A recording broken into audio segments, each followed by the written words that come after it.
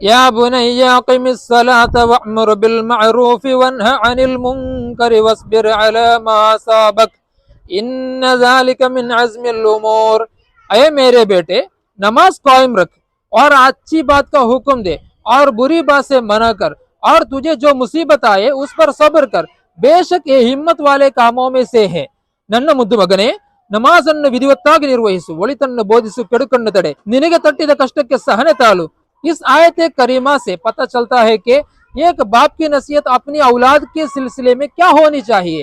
हजरत लुकमान रज़ी अल्लाह ताला अन्हु जो अल्लाह के बरगुज़ीदा बंदे हैं, जिनके अक़वाल हिकमत और दानाई से भरे हुए हैं, उन्हीं का ये कौल अल्लाह तबारक ताला ने कुरान पाक में बयान फरमाया। वो कौल क्या है?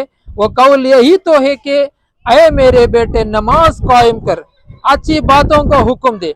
इससे समझ में आता है कि एक बाप को अपनी औलाद के लिए दुनियावी जरूरतों के साथ साथ दीनी उमूर का भी जरूर ख्याल रखना चाहिए। आइए हम अहद करें कि हम खुद भी नमाज के पाबंद रहेंगे और अपनी औलाद को भी पाबंद नमाज बनाने की कोशिश करेंगे।